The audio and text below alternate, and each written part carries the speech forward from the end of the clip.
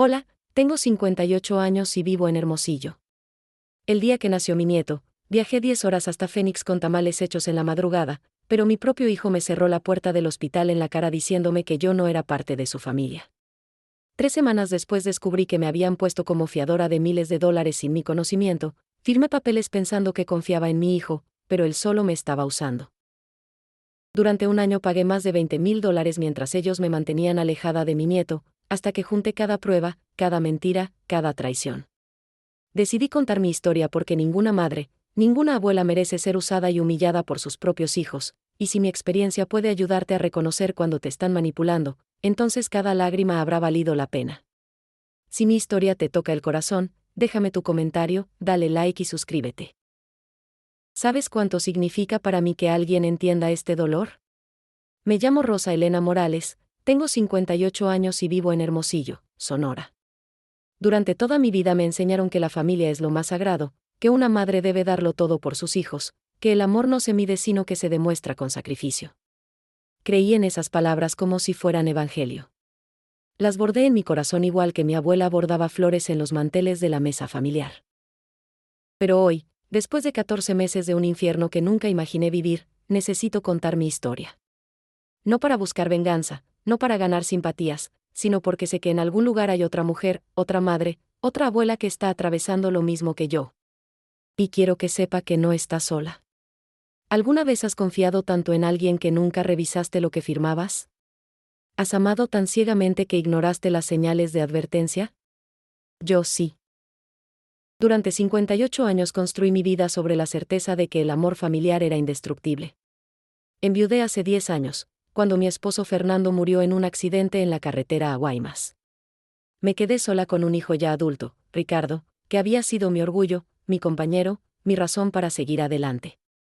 Trabajé turnos dobles en una fábrica de alimentos, abrí un pequeño negocio de tamales y comida tradicional que me daba para vivir dignamente. Mis manos, curtidas por el maíz y el chile, nunca descansaron. Cada peso que ganaba lo invertía en hacer crecer lo poco que teníamos. Cuando Ricardo conoció a Mónica hace 4 años, yo estaba feliz.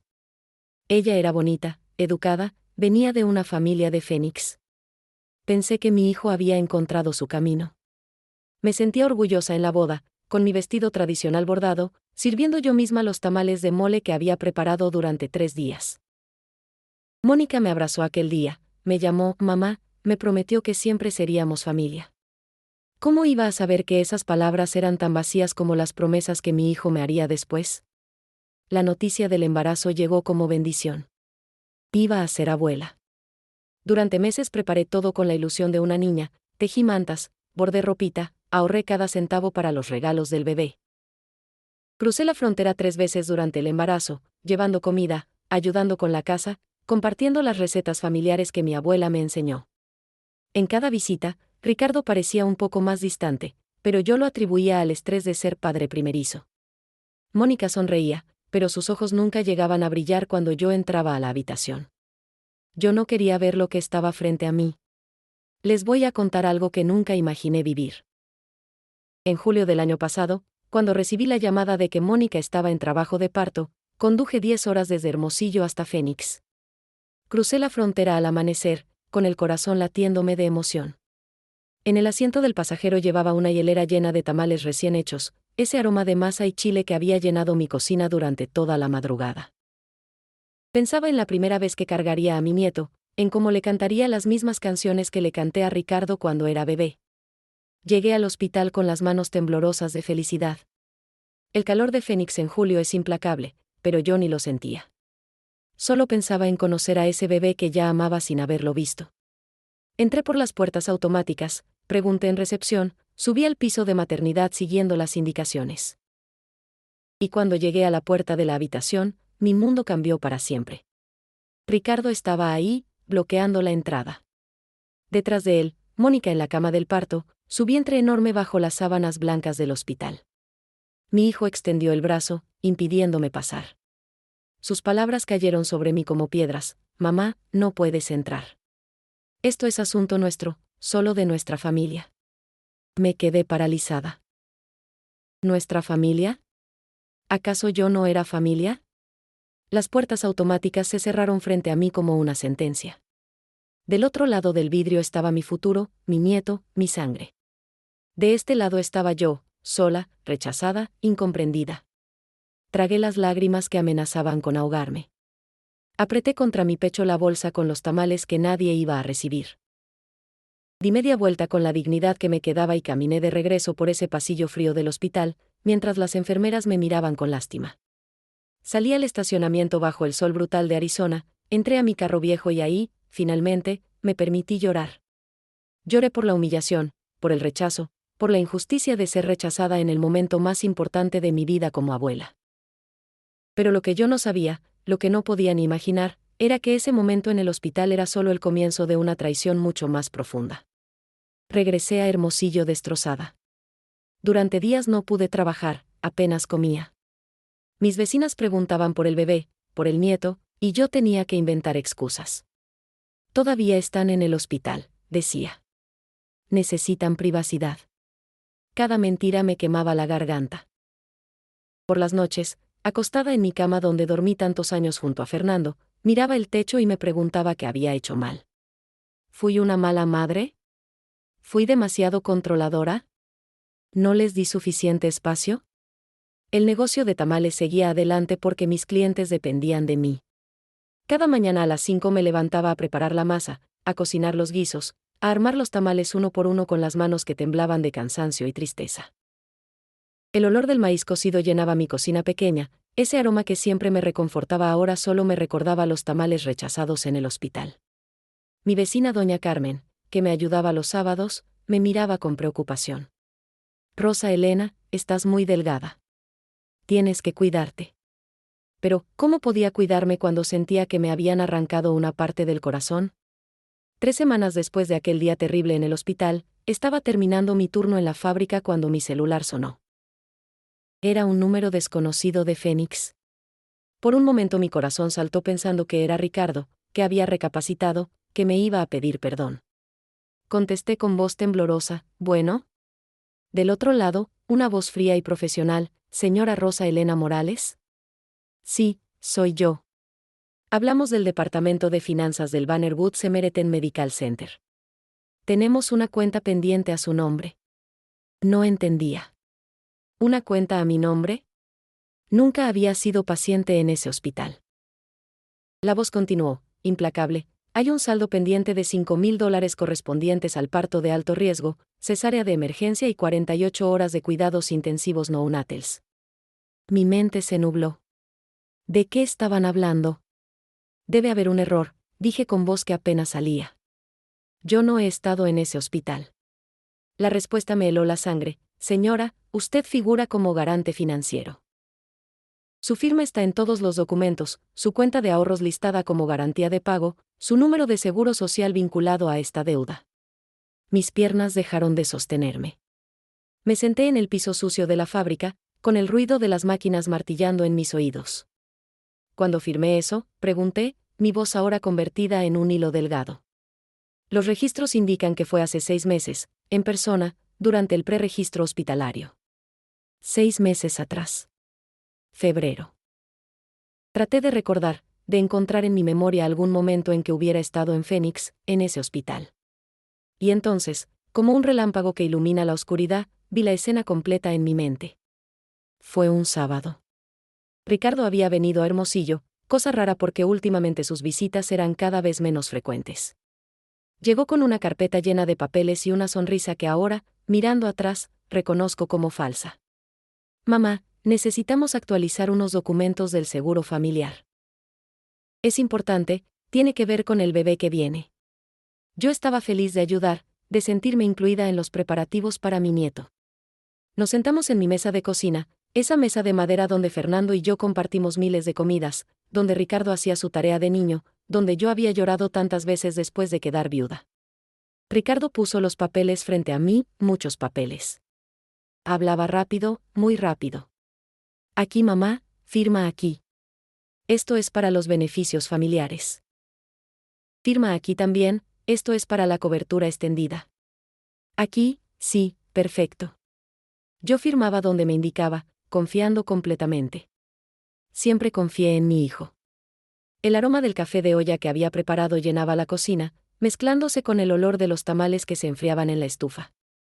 Era una tarde calurosa de febrero, con el sol entrando por la ventana, pintando todo de dorado.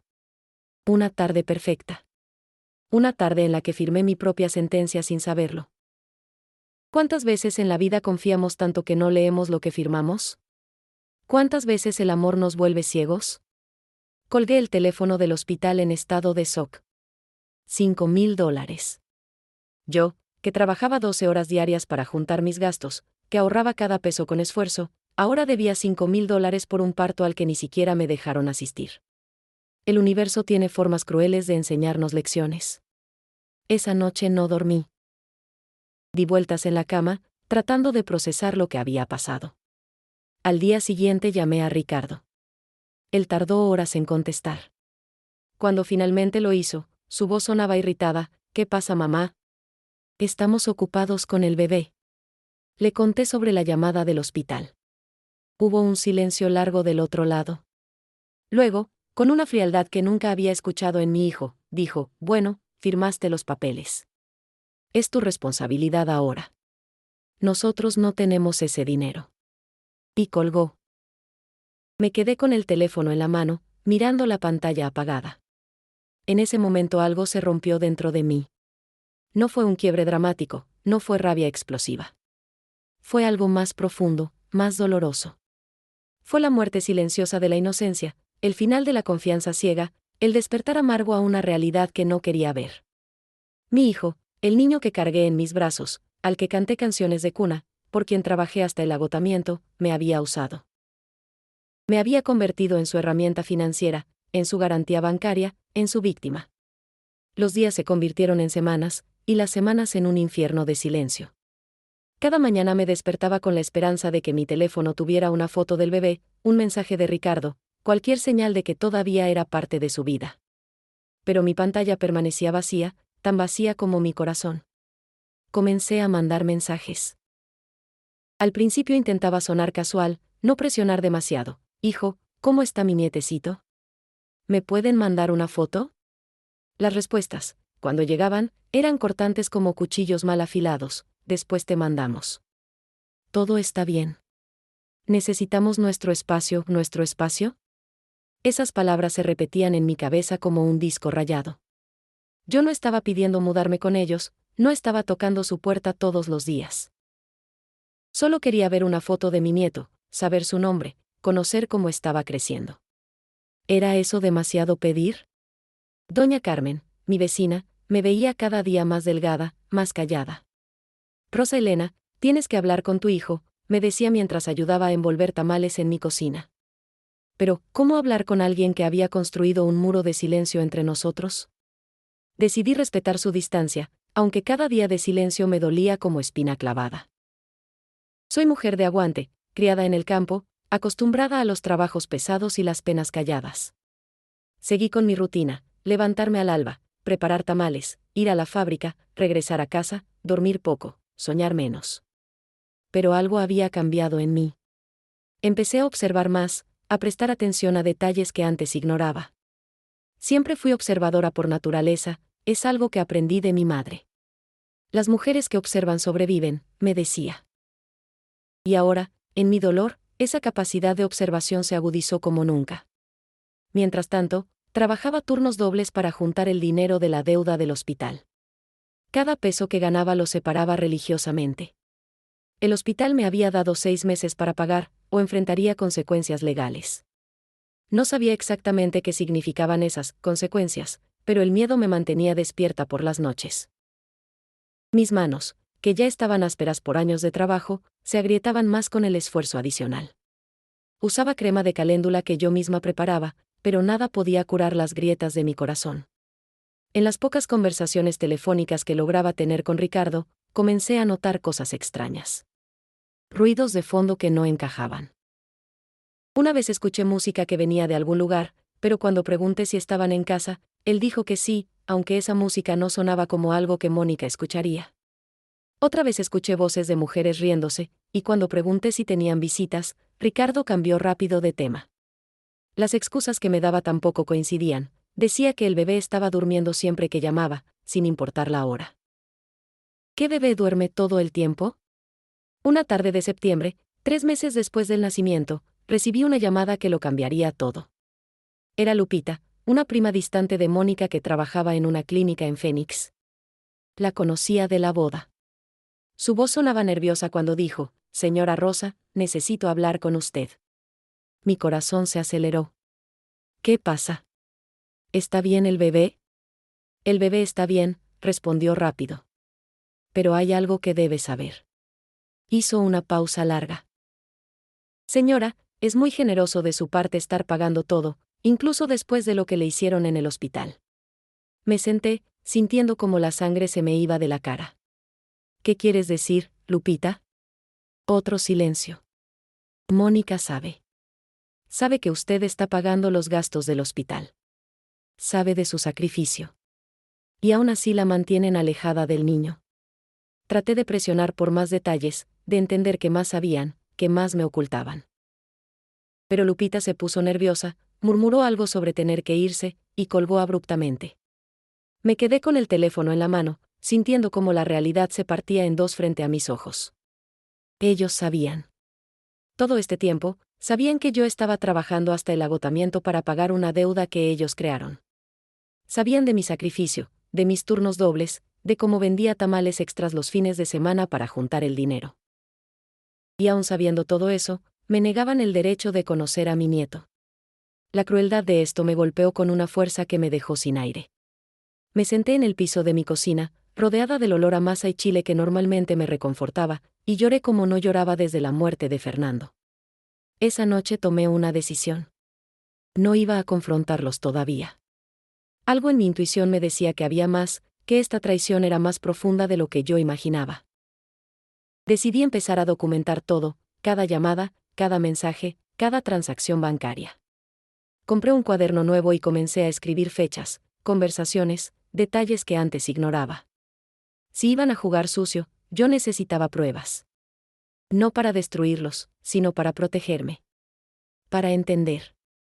Para eventualmente, tal vez, recuperar mi dignidad y mi lugar en la vida de mi nieto. Doña Carmen me enseñó algo importante cuando me vio escribiendo en ese cuaderno: «Rosa Elena, la verdad siempre sale a la luz. Pero a veces necesita ayuda para salir». Y tenía razón. Yo iba a ser esa ayuda. Iba a descubrir toda la verdad, sin importar cuánto doliera. Porque un día, cuando mi nieto fuera mayor, quería que supiera que su abuela luchó por él. Que no me rendí. Que el amor verdadero no se rinde ante las traiciones, sino que se transforma en fortaleza. Octubre trajo consigo el Día de los Muertos, esa celebración que siempre fue sagrada en nuestra familia. Desde niña, mi abuela me enseñó a honrar a los que se fueron. Cada año montaba un altar para Fernando, con su foto, su tequila favorito, pan de muerto y cempasúchil. Este año decidí que también llevaría el altar a Phoenix, sin importar si me querían ahí o no. Era mi derecho como madre, como viuda, como guardiana de nuestras tradiciones. Crucé la frontera en la madrugada del 1 de noviembre. Esta vez no avisé que iba. Llevaba mi altar portátil, la foto de Fernando, velas, copal, flores de cempasúchil que compré en el mercado de Hermosillo, pan de muerto envuelto en papel. El aroma del copal llenaba mi carro viejo mientras manejaba por la carretera vacía. Pensaba en Fernando, en cómo él hubiera manejado esta situación. Mi esposo era un hombre sabio, paciente. Las prisas son malas consejeras, decía siempre. Pero también era firme cuando algo no estaba bien. Lo extrañaba tanto que dolía. Llegué a la casa de Ricardo y Mónica cerca del mediodía. Era una casa modesta en un barrio tranquilo de Phoenix, con un jardincito al frente que necesitaba agua. Toqué la puerta con el corazón latiéndome fuerte. Mónica abrió, y su cara cuando me vio fue un poema de sorpresa y molestia. «Rosa, no sabíamos que venías». «Lo sé», respondí con voz firme. «Vine a poner el altar de Fernando. Es tradición familiar». Antes de que pudiera decir nada, entré con mis cosas. La casa olía a pañales y a comida rápida. No había olor a cocina casera, a especias, a nada que indicara que se preparaba comida tradicional. Esto me dolió más de lo que esperaba. Comencé a montar el altar en una mesa del comedor, colocando cada elemento con cuidado. Ricardo llegó de otra habitación cargando al bebé. Y ahí estaba, mi nieto. 4 meses tenía ya. Un niño hermoso, de mejillas redondas y ojos curiosos. Se parecía a Ricardo cuando era bebé. Algo en mi pecho se partió de nuevo. ¿Puedo cargarlo?, pregunté, mi voz temblando. Ricardo dudó, miró a Mónica. Ella asintió con desgana. Tomé a mi nieto en brazos por primera vez. Era pesado, calientito, real. Olía a leche y a talco. Sus manitas se aferraron a mi collar de plata, el que tenía el dije de la Virgen de Guadalupe. Comencé a mecerlo suavemente, cantándole bajito, cielito lindo, la misma canción que le cantaba a Ricardo. Las lágrimas corrían por mi cara, pero no las escondí. Quería que vieran lo que me habían quitado estos 4 meses. Mientras sostenía a mi nieto, mi mirada recorrió las paredes de la sala. Había fotos por todas partes, el bebé al nacer, el bebé con Mónica, el bebé con Ricardo, el bebé con los padres de Mónica. Una historia completa de 4 meses de vida de la que yo no era parte. En una de las fotos se veía una celebración, con globos y pastel. ¿Habían hecho una fiesta cuando salieron del hospital? ¿Una fiesta a la que yo no fui invitada? El dolor se mezclaba con algo nuevo, enojo. Un enojo frío que crecía en mi estómago como hielo. Esa noche nos sentamos a cenar. Yo había traído mole que preparé en casa, tortillas recién hechas, frijoles refritos. Mónica picoteaba la comida sin ganas. Ricardo comía en silencio, evitando mi mirada. Decidí hablar. Hijo, necesito que me expliques por qué firmaste esos documentos del hospital a mi nombre sin decirme. Él dejó caer el tenedor. Mamá, necesitábamos un garante. No teníamos seguro completo. ¿Y no pensaste en preguntarme primero? ¿En ser honesto conmigo? Mi voz era calmada, pero firme. Lo siento, no pensé que sería problema. Pensé que podríamos pagarlo. Pero no han pagado nada. Yo estoy pagando.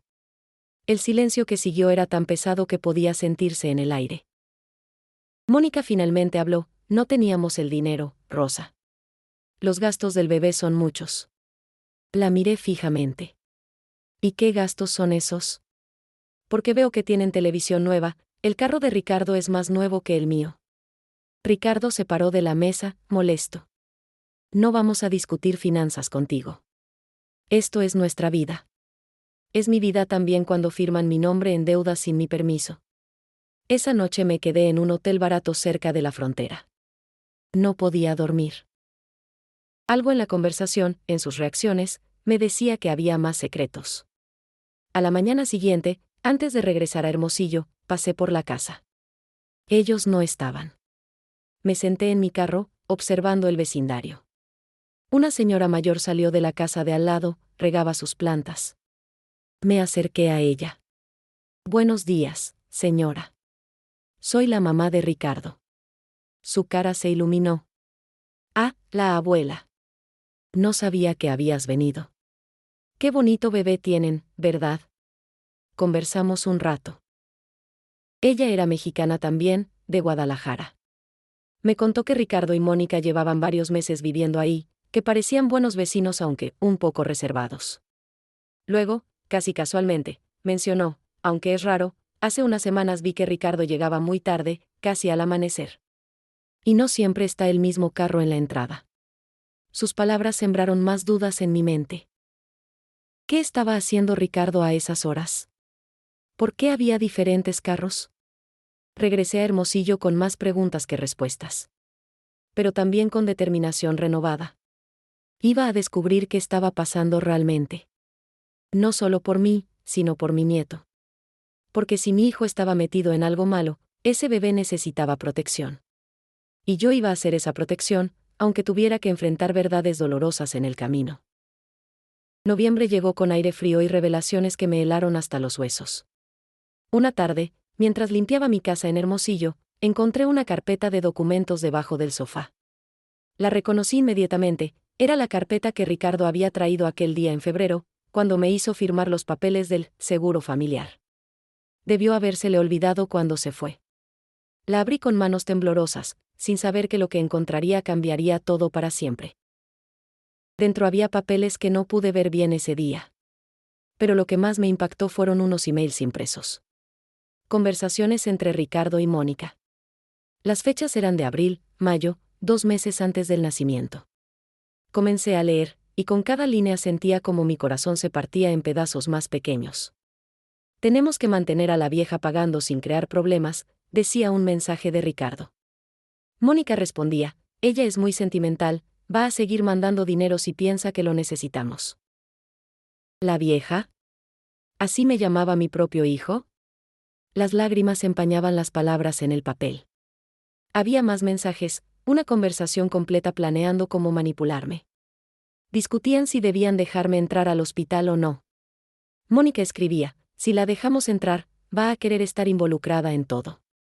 Mejor la mantenemos fuera desde el principio. Ricardo respondía, tienes razón.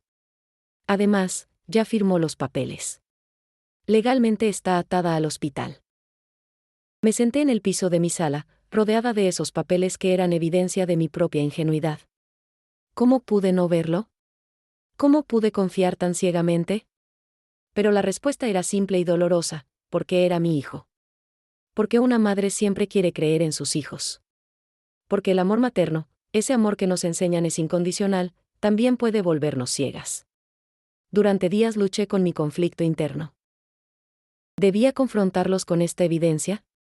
¿Debía simplemente alejarme, cortar todo contacto, proteger mi corazón de más daño? Por las noches, acostada en mi cama, conversaba con Fernando en mi mente. ¿Qué harías tú, mi amor?, le preguntaba a su foto en el buró. Y aunque él no podía responder, yo sabía lo que me diría, lucha por tu dignidad, pero también por tu nieto. Ese bebé necesita saber que tiene una abuela que lo ama. Decidí no confrontarlos todavía. Algo me decía que necesitaba más información, más pruebas. Si iban a negar todo, yo necesitaba evidencia irrefutable. Comencé a documentar todo meticulosamente. Compré una carpeta nueva y empecé mi propia investigación. Cada mensaje de texto que recibía de Ricardo, lo fotografiaba y lo guardaba. Cada llamada telefónica, tomaba notas de la fecha, hora, duración y contenido. Aprendí a grabar conversaciones en mi celular, algo que nunca había hecho antes. Doña Carmen me ayudó, su hijo me enseñó cómo usar las funciones del teléfono. También empecé a guardar todos los comprobantes bancarios. Porque sí, además de pagar los $5,000 del hospital en pagos mensuales que me estaban asfixiando, había comenzado a recibir más solicitudes de ayuda. Ricardo me llamaba con emergencias, que el carro se descompuso, que el bebé necesitaba medicinas especiales, que la renta estaba atrasada. Y yo, porque todavía tenía esa esperanza de que si ayudaba lo suficiente me dejarían ser parte de sus vidas, mandaba dinero. $200 aquí, 500 allá. Cada transferencia la fotografiaba religiosamente antes de enviarla. Una tarde de diciembre, mientras preparaba tamales para vender en las fiestas navideñas, recibí una visita que nunca esperé. Una mujer joven, muy joven, quizás de 25 años, tocó a mi puerta. Estaba embarazada, con un vientre que ya se notaba a través de su suéter. «¿Señora Rosa Elena?», preguntó con voz nerviosa. «Sí, soy yo. ¿En qué puedo ayudarte?». Ella miró alrededor, como asegurándose de que nadie la viera. «Necesito hablar con usted sobre Ricardo. Sobre el padre de mi hijo». El mundo dejó de girar. La hice pasar, le ofrecí agua, le preparé un té de manzanilla con manos que temblaban tanto que casi tiró la taza. Se llamaba Andrea. Trabajaba en un restaurante en Tucson donde Ricardo iba frecuentemente, por negocios. Comenzaron una relación hace más de un año. Él le dijo que era soltero, un trabajador itinerante que viajaba entre México y Estados Unidos. Nunca mencionó a Mónica, nunca mencionó al bebé, nunca mencionó que tenía esposa. Andrea se enteró de la verdad hace 2 semanas cuando una amiga le mostró fotos de Ricardo en Facebook con su familia. «¿Por qué vienes a decirme esto?», pregunté, aunque ya conocía la respuesta. Andrea tocó su vientre. «Porque este bebé necesita un padre. Y porque cuando busqué información sobre Ricardo, encontré su nombre, señora. Encontré que usted es su madre. Y pensé que tal vez usted no sabía». Tenía razón. No sabía. No sabía que mi hijo tenía una doble vida, que mientras yo pagaba por su primer hijo, Él estaba creando otro hijo con otra mujer. La traición se multiplicaba como grietas en un espejo roto. Le di a Andrea mi número de teléfono, le pedí que me mantuviera informada. Ella se fue, y yo me quedé en mi cocina, rodeada del aroma de los tamales, sintiendo que mi vida era una mentira construida sobre mentiras. ¿Quién era realmente mi hijo? ¿El niño dulce que yo crié? ¿O este extraño que usaba y mentía sin remordimiento? Esa noche no dormí. Pensé en mi nieto, en el bebé que Andrea llevaba en su vientre, en todas las víctimas de las mentiras de Ricardo. Y tomé una decisión, iba a exponer todo. Pero iba a hacerlo bien, con pruebas, en el momento exacto, cuando tuviera toda la información. Porque la verdad, cuando llega, debe llegar completa. Y yo iba a asegurarme de que no quedara ni una mentira sin revelar. Enero del nuevo año llegó con frío inusual en Hermosillo y con noticias que me helaron más que cualquier temperatura. Recibí una llamada del hospital en Phoenix. La deuda, que yo había estado pagando religiosamente cada mes, había ido a cobranza judicial. Mi corazón dejó de latir por un segundo. ¿Cómo es posible?, pregunté con voz temblorosa.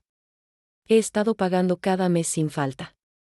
La voz al otro lado, fría y profesional, explicó: señora, los pagos mínimos no fueron suficientes.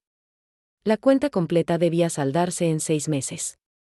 Han pasado 7. La deuda se ha transferido a una agencia de cobro. 2 días después llegó una carta de un abogado en Phoenix. Acción legal por inadimplencia. Posible embargo de propiedades. Mi casa, la casa que Fernando construyó con sus propias manos, ladrillo por ladrillo, la casa donde criamos a Ricardo, donde lloramos nuestras penas y celebramos nuestras alegrías, estaba siendo evaluada para posible embargo.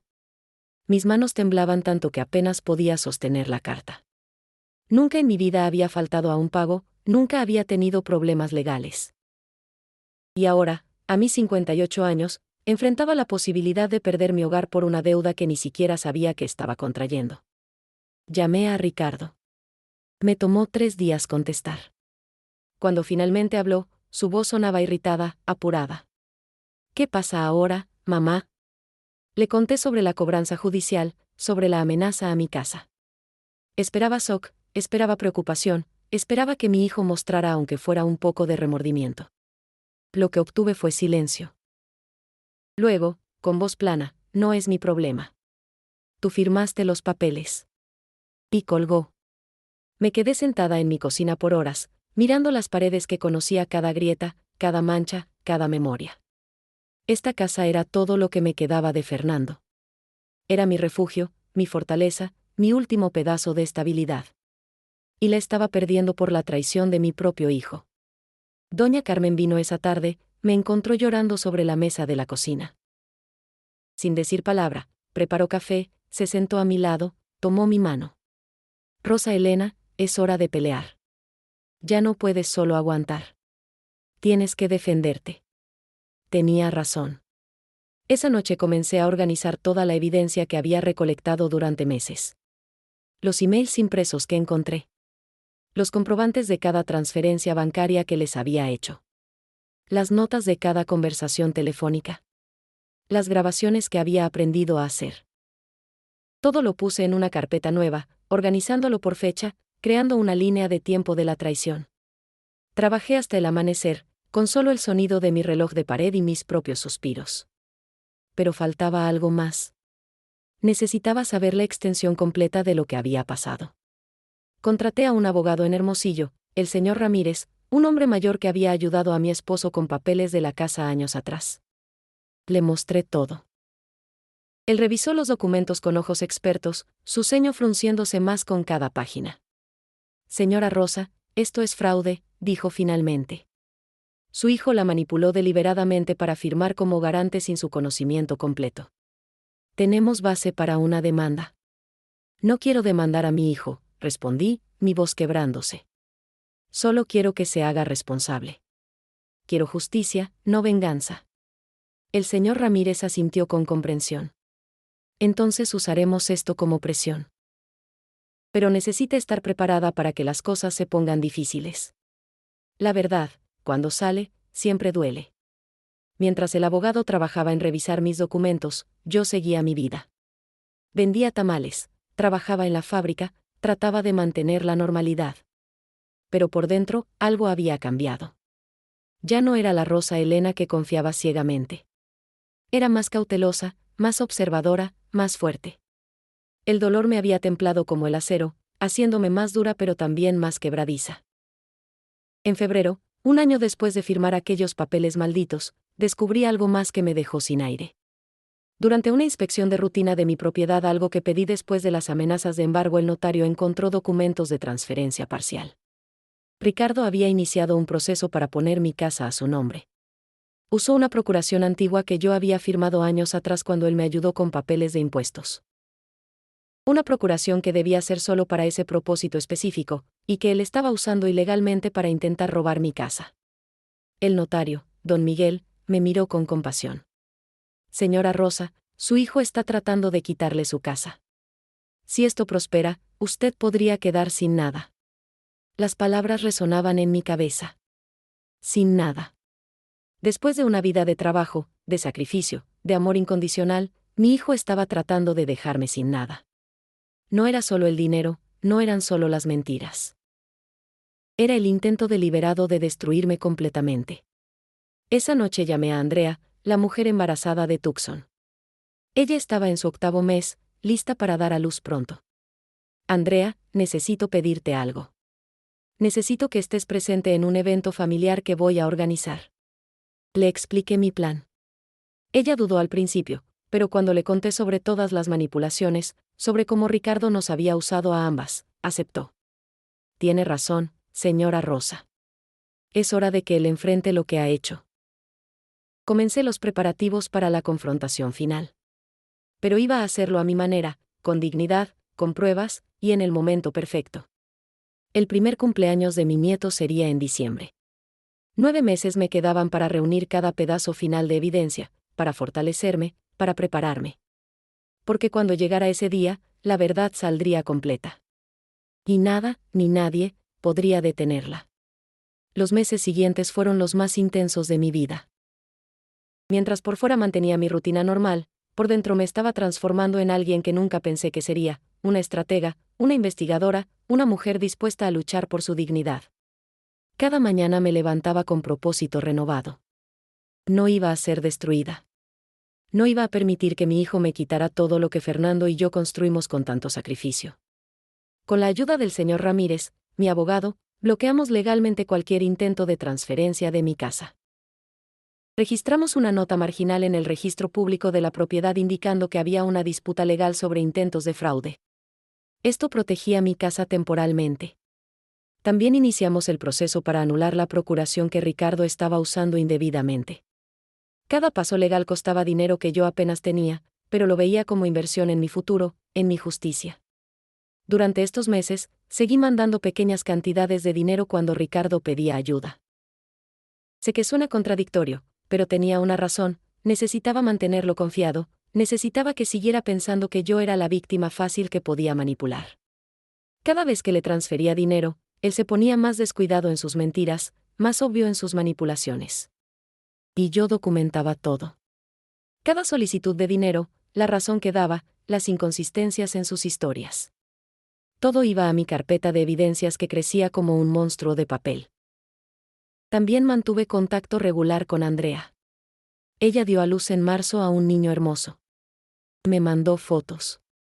Era mi segundo nieto, aunque Ricardo ni siquiera sabía que yo lo sabía.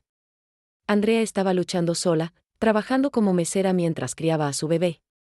Le mandaba lo que podía, no mucho porque mis recursos estaban agotados, pero lo suficiente para mostrarle que no estaba sola. Usted es más madre para mí que mi propia familia, me dijo una vez por teléfono, y esas palabras me partieron y sanaron al mismo tiempo.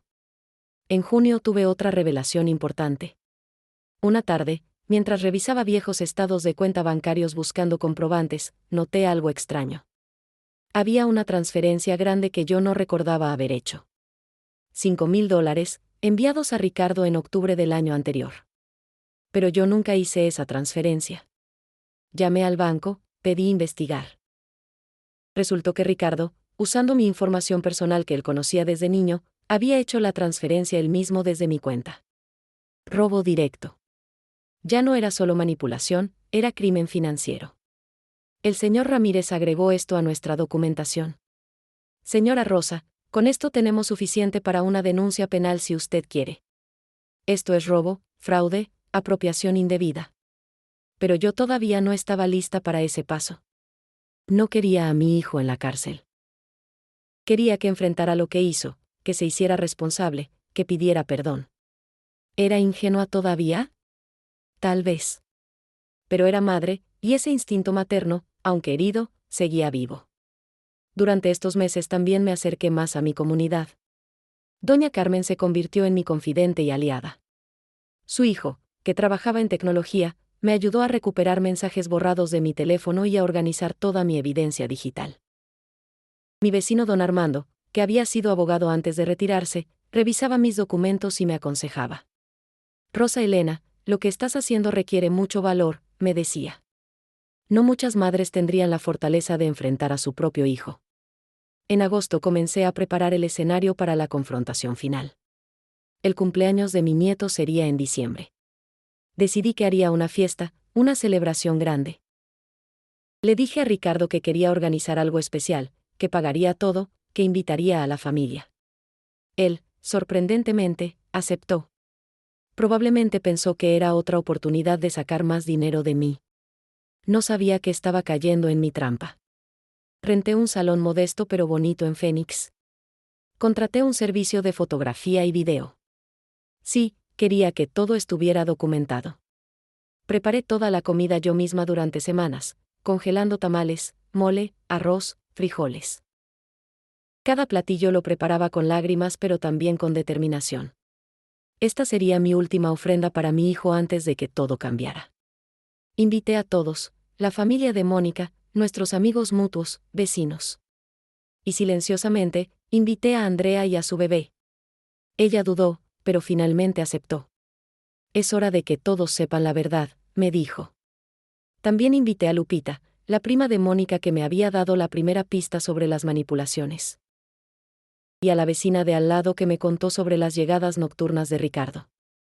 Cada pieza del rompecabezas estaría presente. Preparé copias de todos mis documentos, organizados en carpetas individuales para cada familia presente. Quería que todos vieran la evidencia, que nadie pudiera decir después que era solo mi palabra contra la de Ricardo. El señor Ramírez revisó mi plan.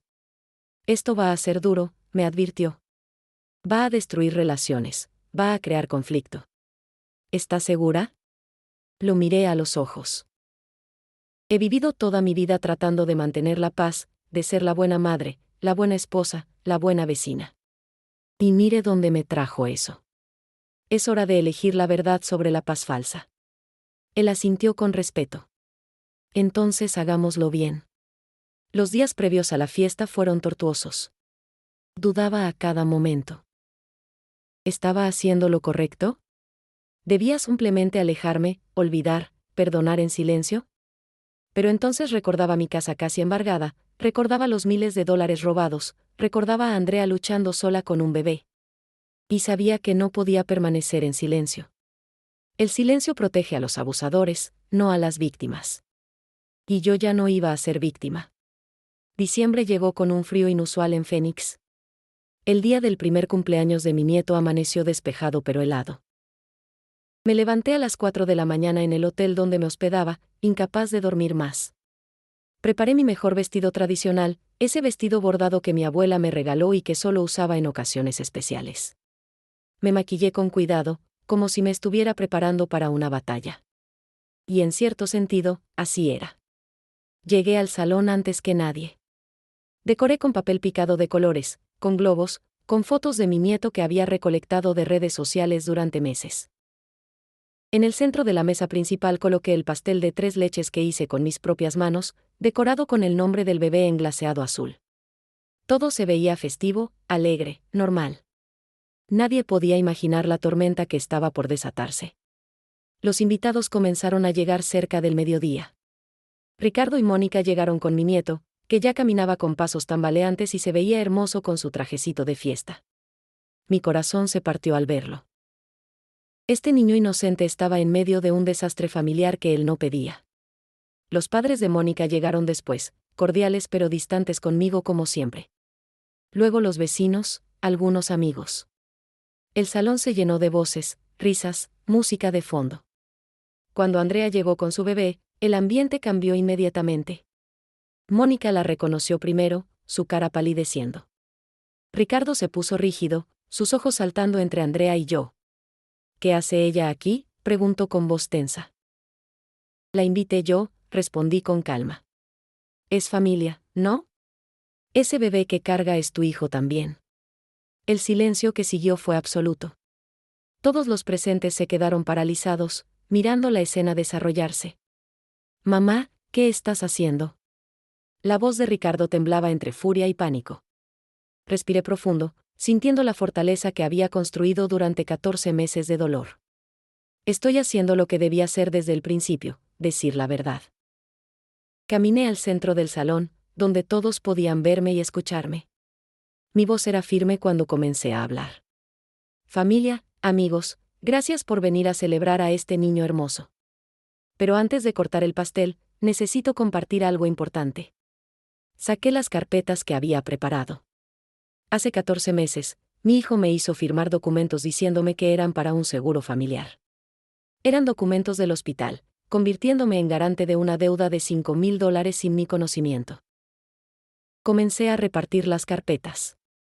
Dentro estaban copias de los emails que encontré, de los comprobantes bancarios, de las grabaciones transcritas.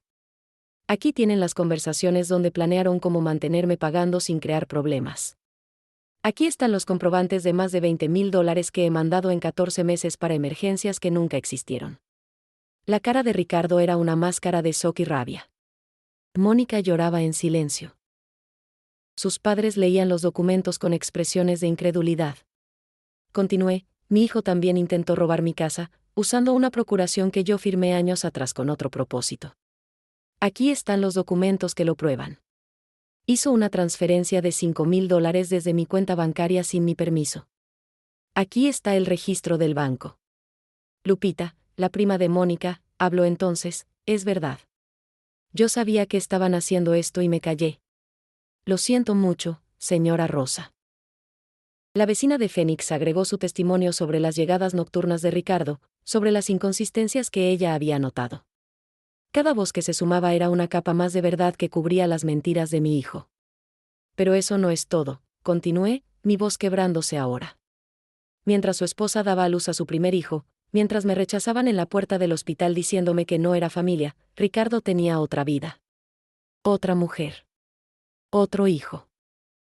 Andrea dio un paso al frente, cargando a su bebé. Yo no sabía que estaba casado. Me mintió durante más de un año. Este niño merece un padre, igual que ese otro niño merece una abuela. Ricardo explotó entonces, no tienes derecho a hacer esto. Estás arruinando mi vida. Mi respuesta salió desde lo más profundo de mi ser, yo no arruiné tu vida, hijo. Tú arruinaste la mía. Yo te crié con amor, te di todo lo que tenía. Y tú me usaste, me mentiste, me robaste. Me alejaste de mi nieto para que no descubriera tus mentiras. Pero ya no más. Saqué el último documento, una demanda civil preparada pero no presentada todavía. Tengo aquí todos los elementos para demandarte por fraude, robo, apropiación indebida. Pero no lo he presentado porque todavía tengo esperanza. Esperanza de que el hijo que crié esté ahí adentro, en algún lugar. Esperanza de que seas capaz de reconocer lo que hiciste y enmendarlo. El silencio en el salón era pesado como plomo. Entonces, para mi sorpresa, uno de los amigos de Ricardo habló, Rosa tiene razón. Todos sabíamos que algo no estaba bien, pero no dijimos nada. Lo siento, Rosa. Otros comenzaron a asentir, a murmurar su apoyo. La marea estaba cambiando. Mónica finalmente habló, con voz rota, yo sabía que estaba mal. Sabía que no debíamos hacer esto. Pero Ricardo me convenció. Dijo que su mamá tenía dinero, que no le importaría ayudar. Mi corazón se partió otra vez.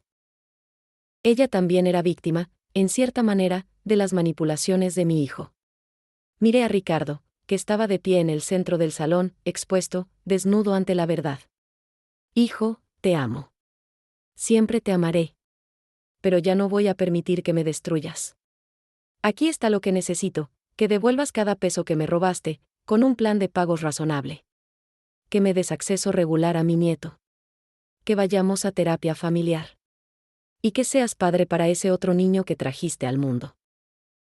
Las lágrimas corrían por mi cara ahora, pero mi voz se mantenía firme. Esta es mi oferta. O aceptas y comenzamos a sanar, o presento esta demanda y dejamos que la justicia decida. Los días después de la revelación fueron un caos de emociones contradictorias. Ricardo no me habló durante una semana completa. Mónica me llamó llorando, pidiendo perdón, diciendo que nunca quiso que las cosas llegaran tan lejos. Los padres de ella también se acercaron, avergonzados de no haber visto las señales, de no haber cuestionado por qué yo no estaba presente en la vida de mi nieto. La familia, que había estado construida sobre mentiras, ahora se tambaleaba sobre cimientos inciertos. Andrea también luchaba con sentimientos encontrados.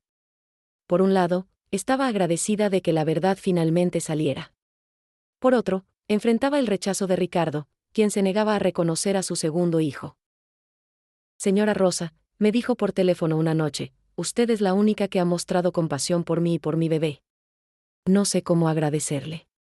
Sus palabras me recordaban por qué había hecho todo esto, no solo por mí, sino por todos los que estaban siendo lastimados por las mentiras de mi hijo. El punto de quiebre llegó 3 semanas después de la fiesta. Ricardo apareció en mi casa en Hermosillo sin avisar. Se veía terrible, ojos rojos, sin afeitar, ropa arrugada. Se sentó en mi sala, en el mismo sofá donde años atrás jugábamos cuando era niño, y finalmente rompió. Mamá, lo arruiné todo. Las lágrimas corrían por su cara. No sé ni cuándo empecé a mentir tanto. Una mentira llevó a otra, y después ya no podía parar. Me daba miedo que descubrieras todo, me daba miedo perderte, entonces te alejé primero. Quería abrazarlo, como había hecho 1000 veces cuando era niño y venía llorando por alguna herida. Pero me contuve. Hijo, necesito que entiendas algo, el perdón no borra las consecuencias. Puedo perdonarte porque te amo, pero eso no significa que todo vuelva a ser como antes. Has destruido mi confianza, y eso se reconstruye con tiempo y acciones, no con palabras. Ricardo asintió, limpiándose las lágrimas con el dorso de la mano. ¿Qué tengo que hacer? Saqué un documento que el señor Ramírez había preparado.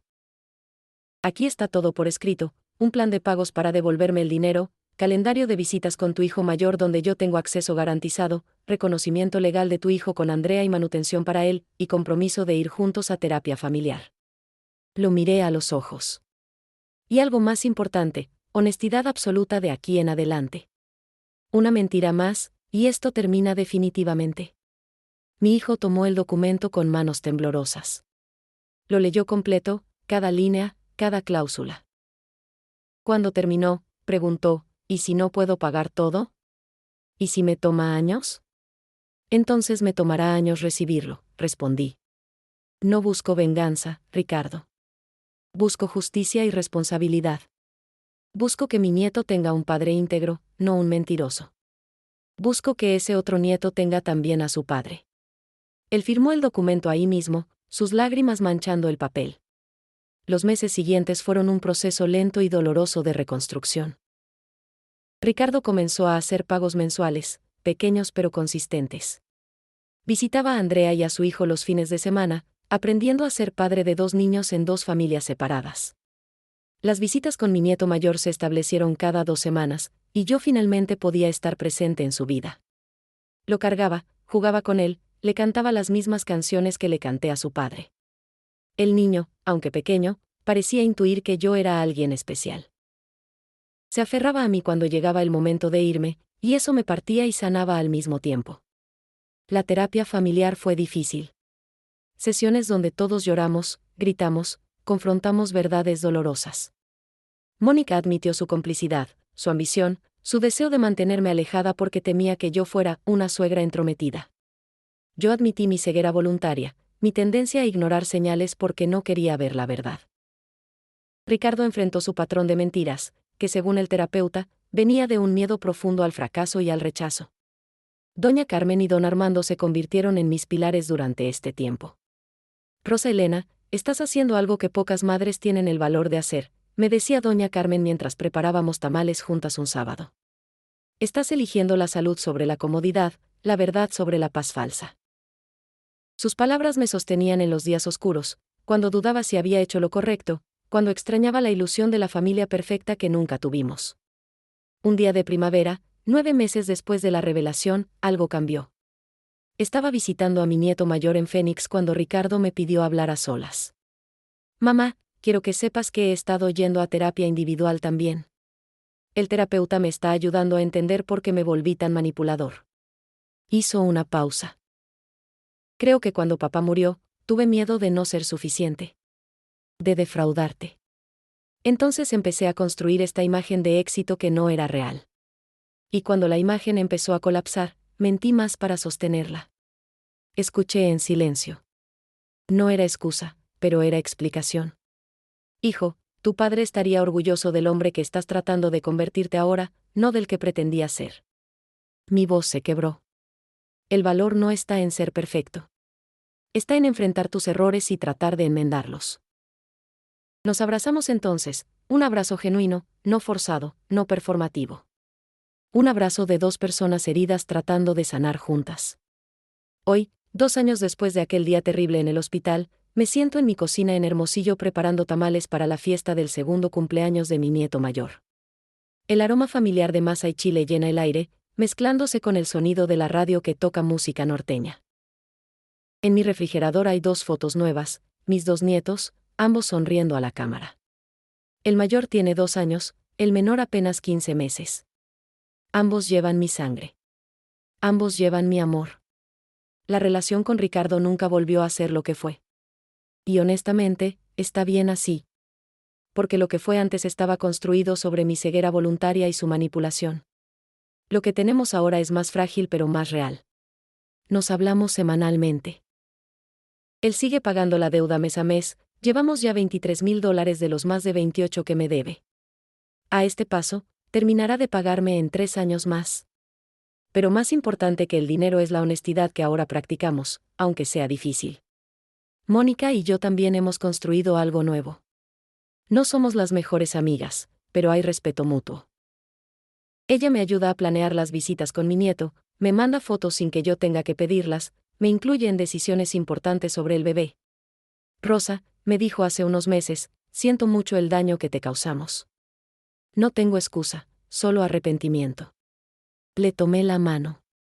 El arrepentimiento que lleva a cambio real es el único que vale. Y ustedes están cambiando. Eso es lo que importa. Andrea también es parte de nuestra familia extraña y remendada. Viene a Hermosillo cada 2 meses con mi nieto menor. Cenamos juntas, le enseño a preparar las recetas familiares, escucho sus luchas como madre soltera. Usted es la abuela que siempre quise tener, me dice. Y yo, que siempre soñé con tener más hijos pero solo pude tener a Ricardo, ahora tengo en ella una hija del corazón. La vida tiene formas curiosas de darnos lo que necesitamos, aunque no sea como lo imaginamos. Mi casa ya no está en peligro. El señor Ramírez se aseguró de que todos los intentos de transferencia quedaran anulados. Mi negocio de tamales ha crecido, ahora tengo 2 ayudantes más además de doña Carmen. Los clientes vienen no solo por la comida, sino por las historias.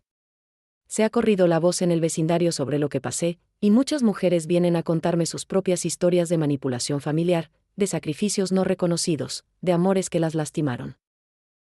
He comenzado un pequeño grupo de apoyo en la iglesia del barrio. Nos reunimos cada jueves por la tarde, un grupo de mujeres de diferentes edades que han enfrentado traiciones familiares. Compartimos nuestras historias, lloramos juntas, nos fortalecemos mutuamente.